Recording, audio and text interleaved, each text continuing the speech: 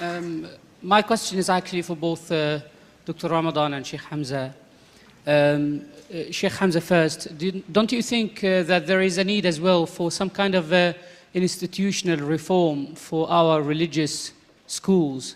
Like where I come from, for example, in Azhar, we had a very interesting experience towards the end of the 18th century in 1997 or around that time when the French came to Egypt.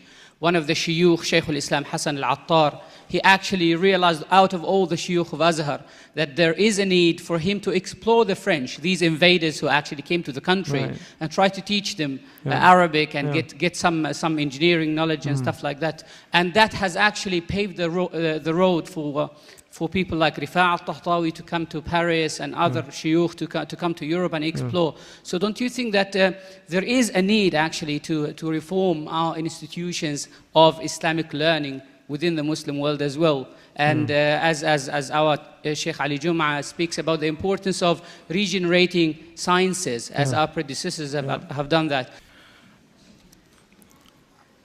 Just to answer the question about renewal of the colleges, I mean, I studied in a traditional methodology. A lot of it was rote memorization, and there's a fundamental need for memorization in the Islamic tradition, undeniably. But on the other hand, there has to be other components, and particularly a critical reading of text, and that has to be incorporated into the students' understanding early on. So, I would definitely argue, Sheikh Abdullah bin Bayya, recently we were at Al-Azhar, and he gave a talk and argued that 4 subjects need to be renewed, tajdeed. And he said that the first was Usul al-Fiqh, which I think in many ways he's done. I mean, he wrote this extraordinary book, Sina'at al-Fatwa, which is the craft of giving fatwa, showing the methodology of how to do that. And the second one was Furu' al-Fiqh, which is the branches of jurisprudence. And the third was Tasawwuf, like the need for renewal of Tasawwuf as the spiritual component or the inward reality of the Sharia. And I don't think historically there was always an understanding of Sharia and Tariqah, that there's an inward road to God and there's an outward road, and they have to be traversed at the same time by the same individual. And the final one was the Aqidah itself. Many of the Aqidah, the creedal issues that are discussed in madrasas are absolutely absurd in the light of modern science and even physics. I mean, there are now knowledge in modern physics that solves a lot of the early problems that they were discussing, and they were trying to do it. So there needs to be a renewal. On the other hand, it's a work that needs what Sheikh Abdullah bin Bayya says, it needs a vast knowledge. It can't be done by pygmies.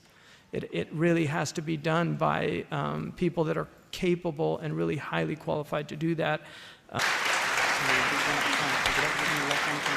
They can still be a Muslim, though.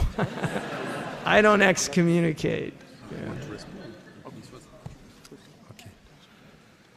Okay. Yes, just to go for I think that once again, I think it's a serious discussion about Al-Azhar and what you said, because I think that when I went there and I had the choice to go to Al-Azhar and to follow the traditional and to go with one-to-one courses, Sheikh Ali Goma and others who were teachers and professors there and ulama min Al-Azhar, and I decided to go for this on a one-to-one courses with all the scholars, because I think that there is something that should be kept, which is still the tradition and the pillars. These are very important. Now, once again, the methodology, when it comes to the way we are teaching by heart, and when you repeat, I was in Usul al-Fiqh, for example, and we have to repeat all this qawaid, and you get the knowledge when you know them by heart. You are not sure to understand the substance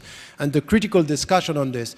I think that there is a problem of methodology, there is a problem of substance, there is a problem of what was said, the critical mind, which is to learn to ask questions which is the very tradition of Islam, to ask questions, to question the scholars. This, I agree that we have a problem of authority, but the problem that we have also now with authority is just this blind authority when we have a sheikh, is that don't ask the question, just follow. I'm sorry, this is not. And this is why when this one-to-one course that I had, every morning with Sheikh Ali Jumma, it was a discussion, it was taking and giving, and I think that this is what we need to come. And once again, what Muhammad Abdu said when he was coming back to Al-Azhar was something of this kind. He said, we need other disciplines, but he was also talking about the way things are taught. And I think that this is what we need. Now, in the West, in Muslim-majority countries, we need to do this in Muslim-majority countries, but we need now to institutionalize our presence with institutions in the West doing the job.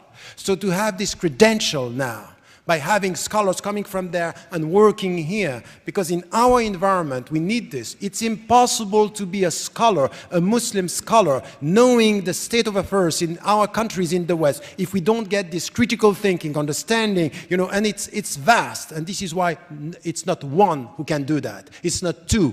It's something which has to be a collective. We need to make it clear for the Muslim community, don't only put money in mosques, but put money in institutions and put money in things that are how we're going to teach. This is something which is essential.